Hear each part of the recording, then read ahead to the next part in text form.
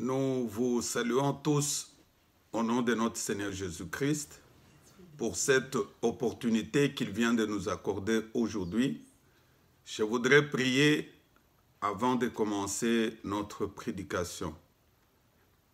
Père, merci pour cette grâce que tu nous accordes aujourd'hui de nous retrouver devant ta face. Selon qu'il est écrit, tu es l'alpha et l'oméga, le commencement et la fin. Je voudrais te recommander cette émission, tous les enfants de Dieu qui me suivent en direct et en différé, que la grâce de Dieu les accompagne au nom de notre Seigneur Jésus-Christ. Amen.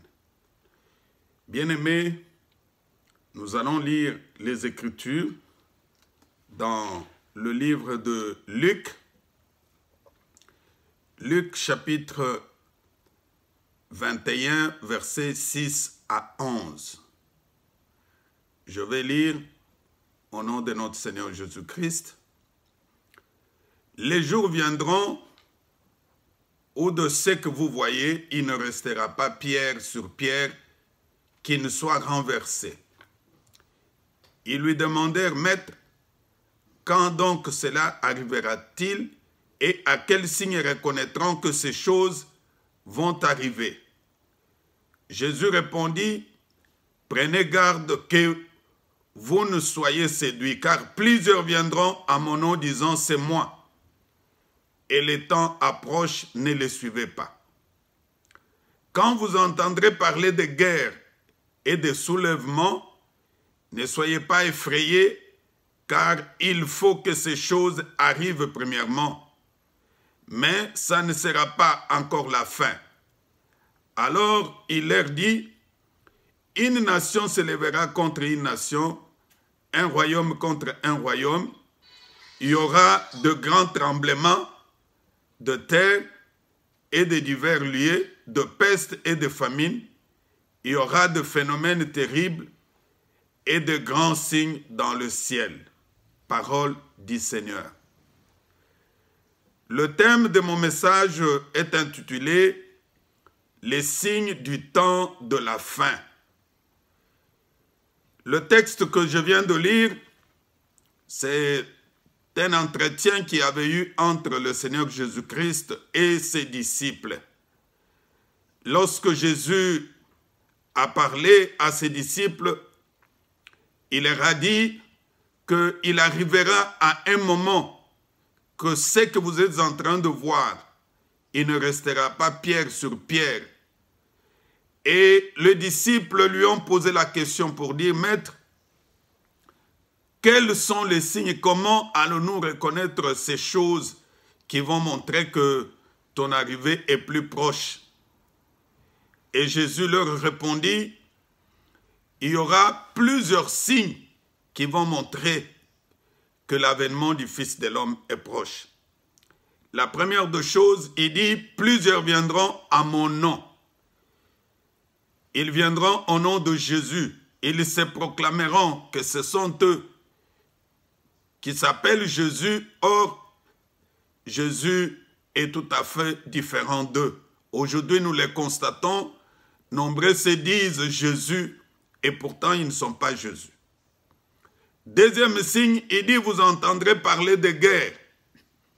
Oui, nous sommes en train d'entendre pratiquement de guerres qui se passent dans le monde entier, partout.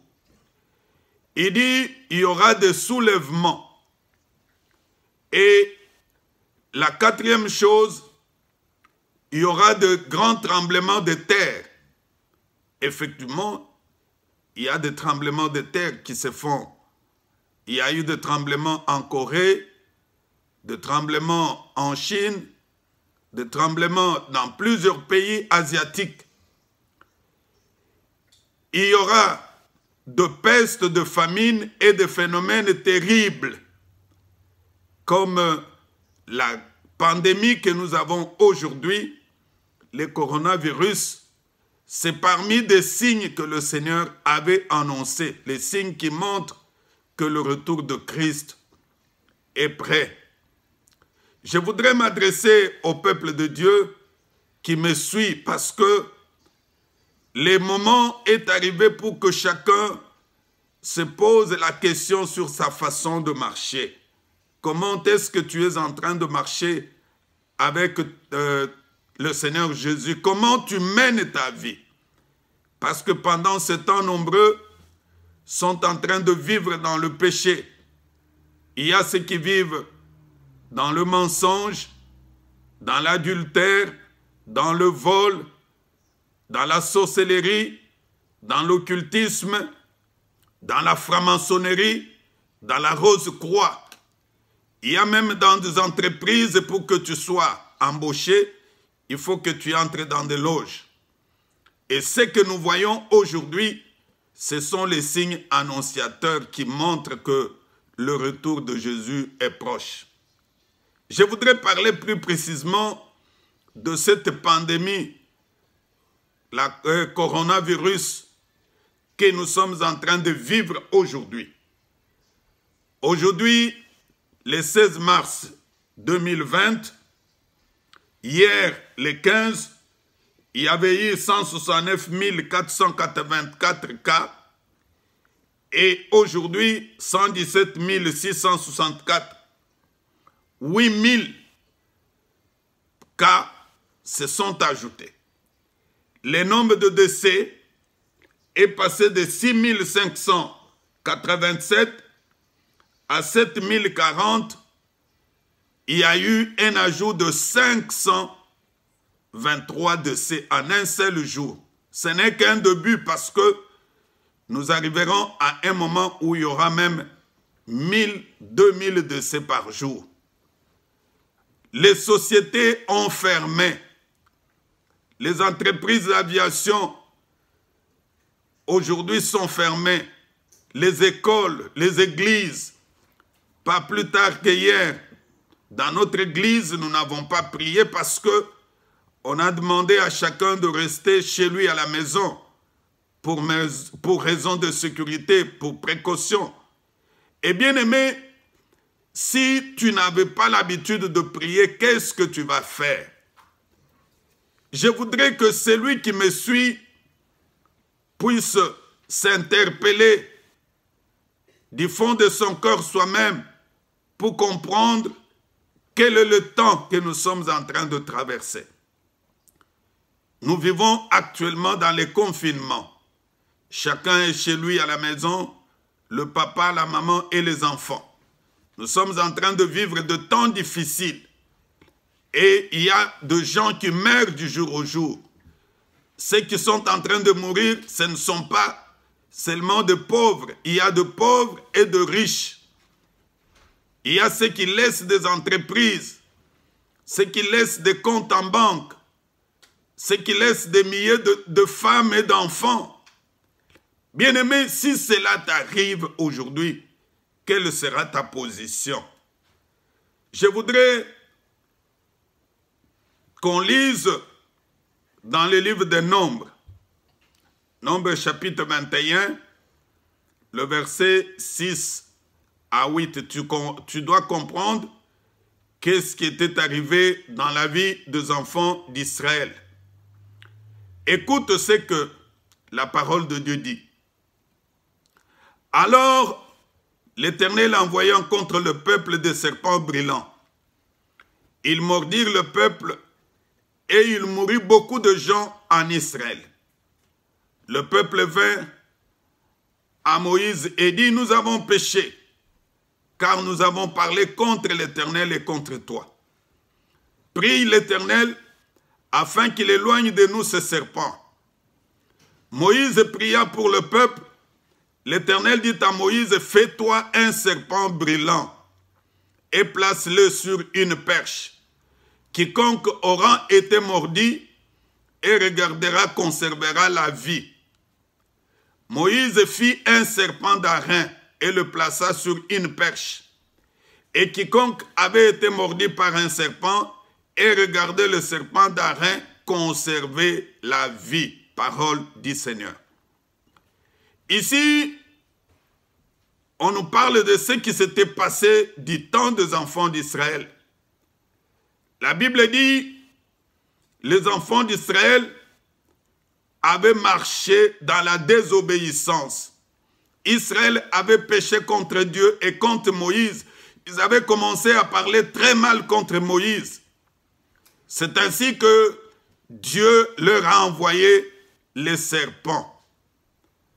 Et à chaque fois que le serpent mordait un enfant d'Israël, la personne était morte. La Bible dit, le peuple est allé voir Moïse. Il dit, prie l'Éternel afin qu'il éloigne de nous ce serpent. À cause de leur désobéissance, Dieu leur a envoyé des serpents. Moïse pria pour le peuple. Et l'Éternel dit à Moïse, fais un serpent brûlant et place-le sur une perche. Quiconque regardera le serpent, lorsqu'il est mordu, il va conserver sa vie. Moïse, à son tour, a fait le serpent d'Aaron. Et il l'a placé sur une perche. Et toute personne qui était mordue par le serpent, quand il regardait le serpent d'Aaron, il conservait sa vie. Peuple de Dieu, aujourd'hui, à cause de nos péchés, le Seigneur nous envoie le serpent. Cette pandémie, c'est une malédiction qui vient de la part de Dieu parce que nous l'avons abandonné. Nous avons abandonné Dieu pour nous confier à nos petits dieux. Nous l'avons abandonné pour nous donner dans une vie qui n'est pas correcte, qui n'est pas digne des enfants de Dieu. Aujourd'hui, il y a l'homosexualité qui est acceptée partout. Il y a les hommes qui se marient aux animaux, les femmes entre elles. Il y a des enfants qu'on est en train d'apprendre à se masturber très jeunes à l'école primaire, de choses qui montrent effectivement l'abomination. C'est ainsi que Dieu n'est pas content parce que c'est lui qui a créé le monde et c'est ainsi qu'il nous a envoyé cette pandémie. Et ce qui se passe aujourd'hui, la seule solution, c'est de fixer le regard sur notre Seigneur Jésus-Christ. C'est Jésus qui est le serpent d'Aaron. Lorsque tu es mordu par le serpent brûlant, tu fixes ton regard sur Jésus. Et Jésus va te donner la vie. Je voudrais terminer mon message aujourd'hui en m'adressant à 3 catégories de personnes. La première catégorie, ceux-là qui n'ont pas encore accepté Jésus-Christ comme Seigneur et Sauveur dans leur vie. Tu n'as pas encore accepté Jésus, tu es dans l'orgueil parce que tu as beaucoup d'argent, tu es le responsable des grandes entreprises et tu penses que ton argent peut te procurer la vie. Non, bien-aimé, aujourd'hui, il y a des gens qui meurent dans des hôpitaux, qui meurent chez eux à la maison, ils laissent leur argent. Je voudrais te demander de sortir de ton orgueil, de sortir dans cette situation où tu es. Peut-être tu vis dans l'homosexualité, tu es lesbienne, tu vis dans la pornographie, mais le temps est arrivé pour que tu confies ta vie à notre Seigneur Jésus-Christ. Je voudrais m'adresser à la deuxième catégorie, ceux-là qui ont déjà accepté Jésus-Christ comme Seigneur et Sauveur dans leur vie.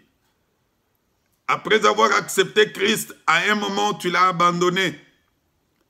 Tu t'es comporté comme l'enfant prodigue qui avait demandé à son père de lui donner sa richesse et quand il est allé gaspiller toute sa richesse, sa vie s'est détériorée. Il souffrait et il s'est dit, si je peux seulement rentrer chez mon père, ma vie va changer. Lorsque cet enfant a pris la décision de rentrer chez son père, ce dernier l'a accueilli avec joie. Toi qui me suis, pour une raison ou une autre, tu avais déjà abandonné Christ. Tu n'avais plus une bonne relation avec ton Dieu. Tu ne méditais plus la parole. Tu es revenu à l'ancienne vie que tu avais avant. Le temps est là. Le temps est là pour que tu rentres vers ton Père. Tu demandes pardon comme l'enfant prodigue. Il va te pardonner et tu vas recommencer une nouvelle vie. La troisième catégorie, ceux-là qui marchent avec Jésus-Christ. Depuis que tu as accepté Jésus, tu vis dans l'obéissance, dans la crainte de Dieu, dans la sanctification. Je voudrais encore t'exhorter aujourd'hui à marcher avec le Seigneur. Je voudrais que tu puisses foncer, continuer. Même si la mort peut arriver, tu vas mourir physiquement, mais pas spirituellement. Mais je sais que le Seigneur ne permettra pas que le sien soit emporté par cette pandémie. Bien-aimé, ne sois pas comme la femme de Lot. Après sa sortie dans le ville de Sodome et Gomorrhe, elle est rentrée en regardant derrière et c'est ce qui lui a causé la mort. Non, ne sois pas comme la femme de Lot. Regarde devant, avance, continue, marche dans la crainte de Dieu, dans la sanctification, fuis le péché, sépare-toi de toutes les mauvaises compagnies, sors du milieu qui t'attire toujours dans le péché et tu verras que la gloire de Dieu va se manifester dans ta vie. Nous allons prier. Je prie d'abord avec la première catégorie, ceux-là qui n'ont pas encore accepté Jésus. C'est une opportunité pour toi d'accepter Jésus-Christ comme Seigneur et Sauveur dans ta vie. Élève ta voix, prie avec moi, répète ces paroles que je vais prononcer tout à l'heure. Seigneur Jésus, j'ai compris, j'ai reçu ta parole. Depuis longtemps, j'ai dirigé moi-même ma vie. J'ai mené ma vie comme je voulais, dans le péché, dans le souillure, dans les désirs de ce monde. Mais aujourd'hui, comme j'ai entendu ta parole, je me décide de te recevoir comme Sauveur et Seigneur dans ma vie. Pardonne mes péchés, tout ce que j'ai commis comme péché depuis ma naissance jusqu'à aujourd'hui. Je sais que tu es un Dieu miséricordieux. Père, je me remets dans tes mains. Sois le conducteur de ma vie. Sois le seul maître. Donne-moi une nouvelle orientation afin que je puisse marcher avec toi. Au nom de notre Seigneur Jésus-Christ. Je prie avec la deuxième catégorie et la troisième. Ceux-là qui avaient déjà abandonné Jésus dans leur vie, l'opportunité est là encore pour que tu renouvelles ton engagement avec Christ, pour que tu continues à marcher avec Jésus. Père, merci pour la parole que nous venons de recevoir aujourd'hui. Nous avons compris que les signes de temps de la fin s'annoncent. Ton retour est proche. Je voudrais qu'en écoutant cette parole, que je la mette en pratique. Si tu revenais demain, que je sois parmi ceux-là qui seront enlevés. Merci pour ce message. Merci pour ton amour que tu as manifesté dans ma vie. Au nom de notre Seigneur Jésus-Christ. Amen. Tu peux suivre ce message sur YouTube, notre chaîne Cité de la Gloire TV. Et tu peux aussi t'abonner. Ça sera une bonne chose. Que mon Dieu vous bénisse. Amen.